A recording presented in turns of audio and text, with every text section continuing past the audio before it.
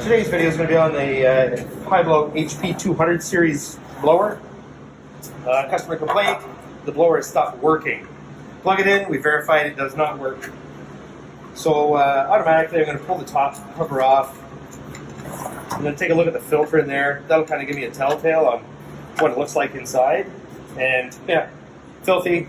Right here on the front, clean air filter every 6 months, replace the filter every year. That filter comes as part of the replacement kit for the HP200 Series pump. This is the air filter. As we see, it needs to be replaced. That's not going to cause the problem, so we're going to dig a little deeper. Pulling 4 screws on the base. These covers may be stuck on there. They're pretty heavy. Just watch your fingers. Pull that cover off.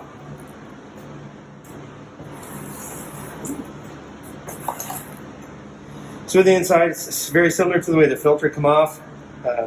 It's more of a sound attenuating material.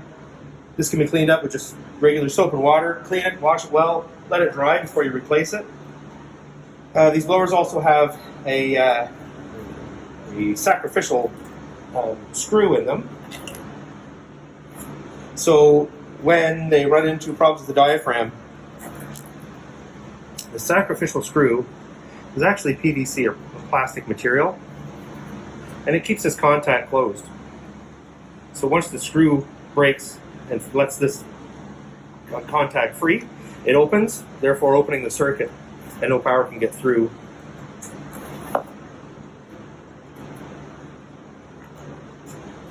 On both ends,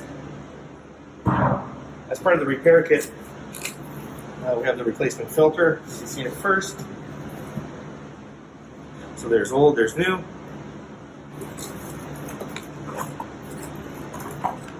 They come with both of these diaphragm ends. So these are completely replaceable, and we'll replace those today as well. Replacement screws. And most importantly, that sacrificial screw is also a replacement item for these. So we'll go ahead and replace this side, the diaphragm on this end.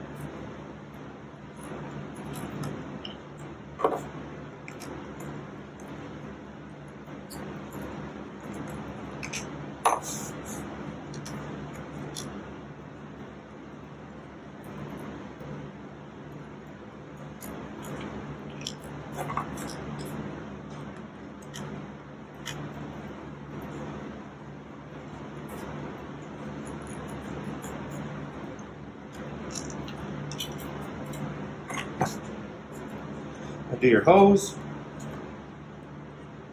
and that diaphragm actually goes apart in 2 pieces. Normally I'd clean this up, but since we're going to replace it, there's no need. We have 2 9/32 nuts on the end of the diaphragm. Keep them.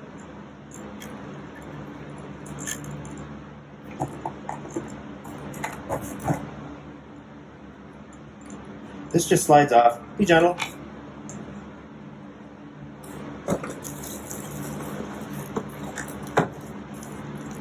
Replacement nuts and washers.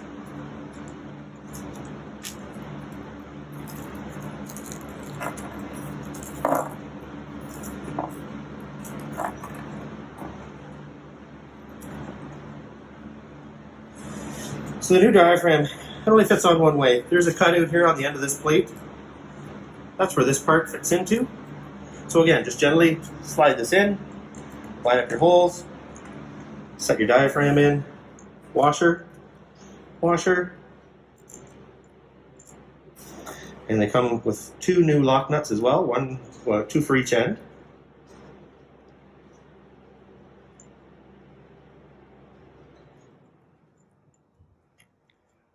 They don't provide a torque spec for these, so I bring them snug,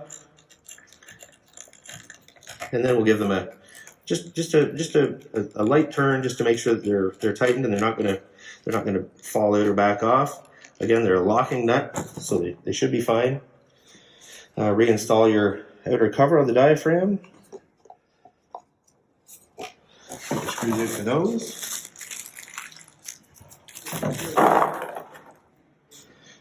Let me take a little bit of lining up here because the diaphragm is out one way compared to the other. But once you get a screw started, it's pretty easy.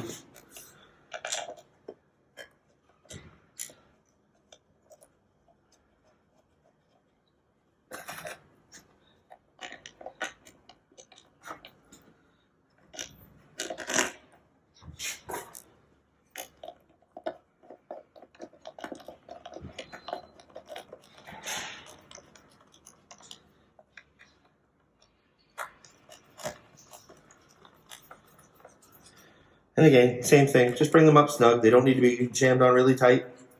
You don't want to crack your new diaphragm or the housing.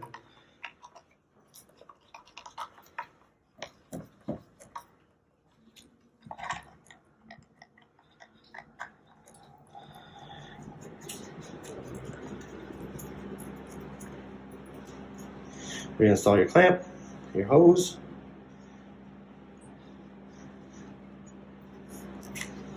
Up.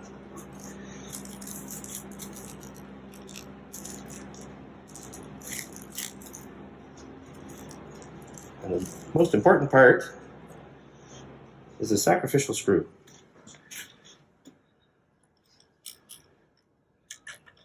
So it's directly through the whole top end of that mount.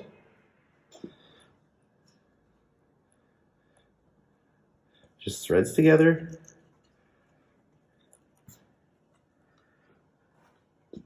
It's also got a Phillips head on it.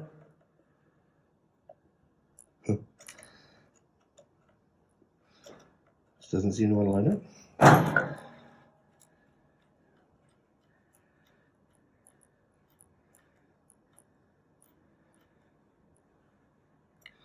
Just bring them snug, that's all you need. Use a flat head on this. Just snug. If you over tighten that, it will shear off again, and you'll have to buy another kit. And that's pretty much it. You might want to give it a good blow of air. Take it outside, get some air through it, clean out all that dust and deposits in there. Put the cover back on, and I think we're good to go. So we want to give it a try. We'll see what happens here.